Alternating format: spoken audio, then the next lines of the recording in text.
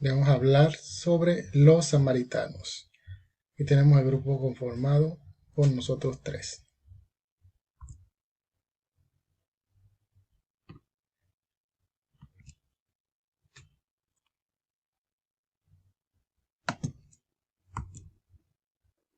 Los samaritanos, vamos a ver su geografía y su cultura. La geografía de Samaria es una región montañosa de la antigua Palestina ubicada en la parte norte de Cisjordania, cuyo territorio corresponde al bíblico Reino de Israel. Se le dio este nombre por la antigua ciudad de Samaria, capital de aquel reino que se empeñaba en el monte del noroeste de Siquem. Actualmente, en el ámbito internacional se le conoce con este territorio predominante palestino junto con la Judea asignada a la moderna Palestina como Cisjordania.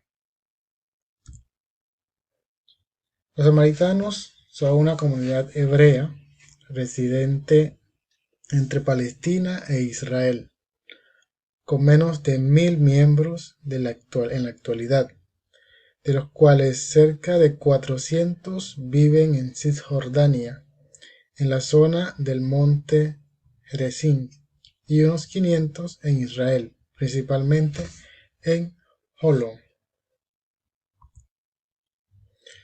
Samaria limita al norte con el valle de Jezreel, al este con el valle del Jordán, al noroeste con la cordillera del Carmelo, al oeste con la llanura de Sarón y al sur con los montes de Judea.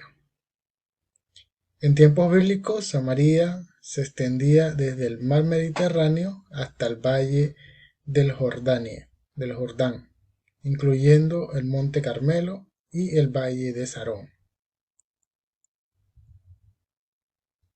Existen también accidentes topográficos en Samaria, no son muy acentuados, sus montes son de poca altura, llegan quizás a 800 metros de altura, y las cadenas montañosas del mediodía de la región se conectan con la Judea, sin que haya una clara división física entre ambas. El clima de Samaria es benigno, en contraste con el inhóspito de Judea en el sur. Vemos que en cerca de estos dos pueblos el clima es variado.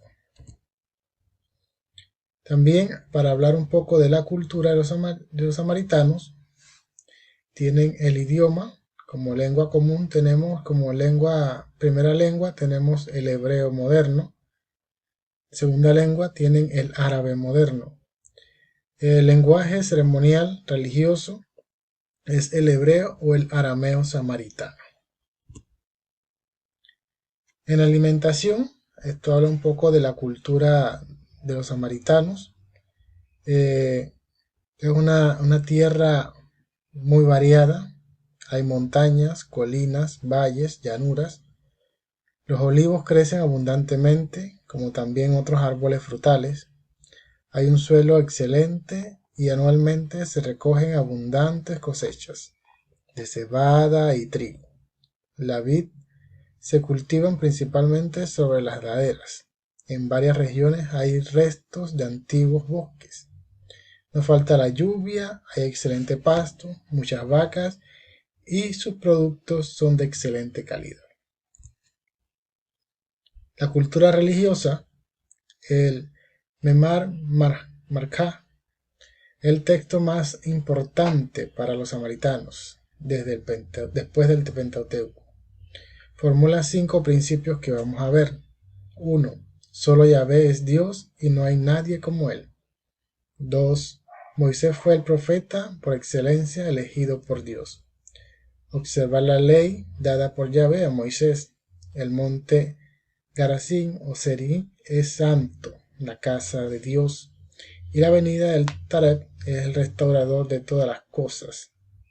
Así que esto vemos lo que es la geografía y la cultura de los samaritanos.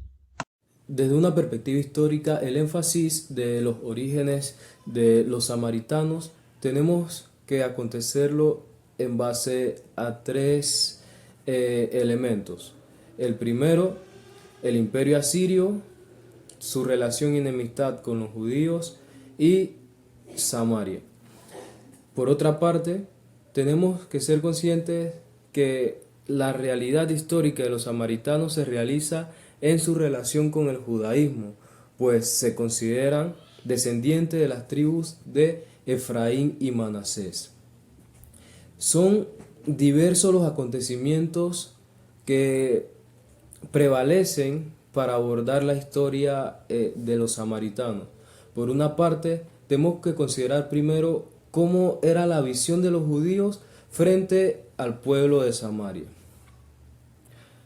Son algunos aspectos importantes de esta realidad, como la heterodoxia del judaísmo, motivo del cual surge esta postura por considerar a los samaritanos como una cultura, un pueblo híbrido, contaminado, mestizado, por la presencia asiria dentro de los territorios en tiempos de la deportación del imperio asirio.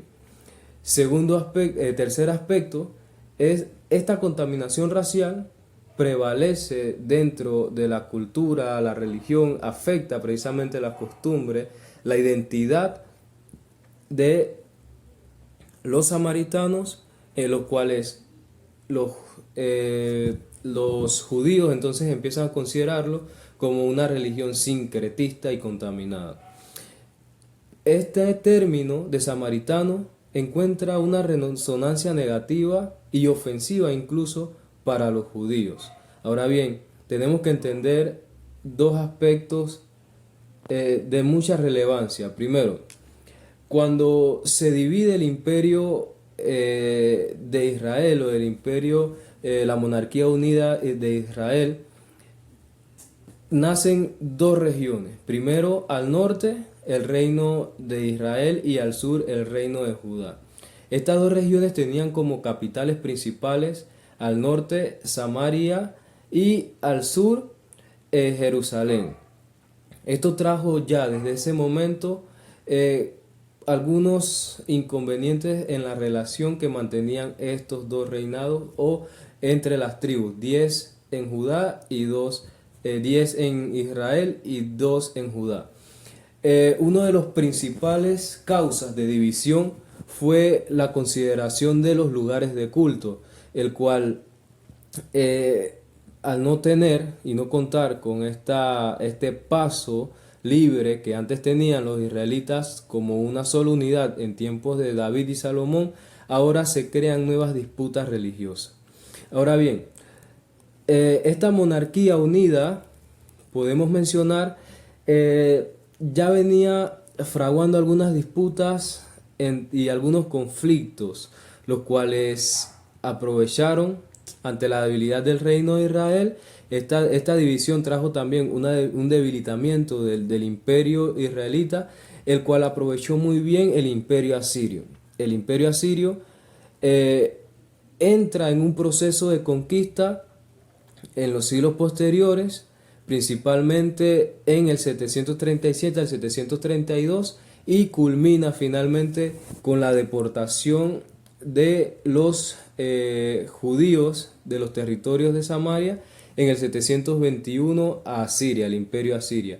Pues la técnica de conquista de los asirios consistía en sacar a las personas más relevantes o que eran funcionales para el imperio asirio, sacarlo de su territorio, llevarlo al imperio asirio para que colaboraran con el crecimiento económico del imperio, y colocar pueblos o gente de otros pueblos, principalmente Asiria y de otros imperios, a las regiones conquistadas. Este mismo caso le pasó a Samaria y por eso inició un proceso de colonización que terminó precisamente en el nacimiento de una población hebrea mixta y híbrida. como nos los dice el libro de Ezequiel, capítulo 4, 2 al 3. Después del destierro de Babilonia, que correspondió a la invasión del segundo reinado de Israel en la parte del sur, entonces iniciaron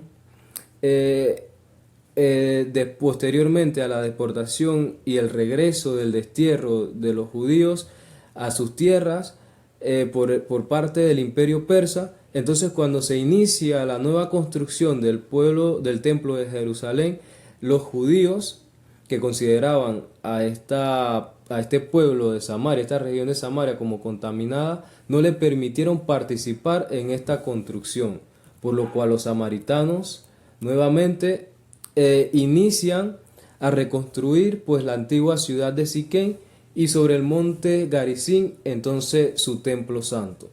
Iniciaron a instituir también una propia institución de culto que fue autónoma en tanto sacerdocio y pontificado, teniendo como lugar legítimo para ellos el monte de Garizim y no de Jerusalén.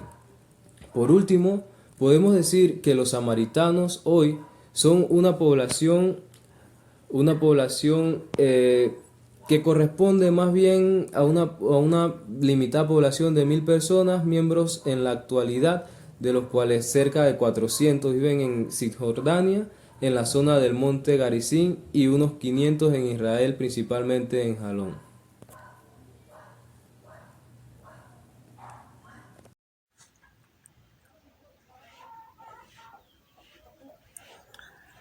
Aspecto bíblico: samaritanos. En alguna ocasión hemos escuchado sobre una persona que se refiere a una persona, un buen samaritano, por la ley de los samaritanos. La parábola del buen samaritano. Samaritano es entendido como una persona compasiva que forma parte de nuestra cultura a través de una enseñanza de Jesucristo en el Nuevo Testamento, concretamente en el Evangelio de Lucas.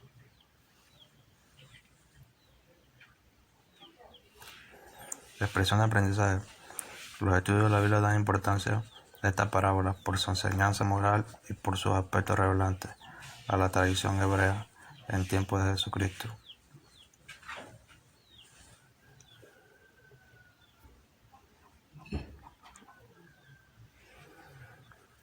Los desafíos que pusieron a prueba los samaritanos. En los tiempos del Nuevo Testamento, los samaritanos eran despreciados y no querían nada con ellos.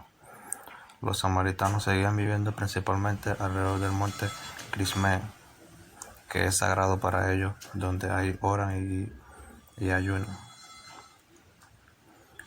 Lo de mayor reconocimiento. El samaritano más reconocido fue en la parábola sobre el buen samaritano en Lucas 10, 29 y 37.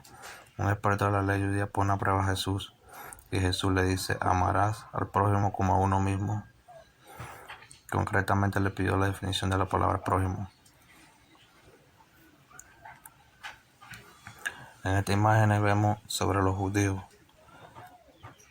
y su vestuario, que es sagrado para ellos, y las oraciones que hacen en su templo para deslindar su pueblo.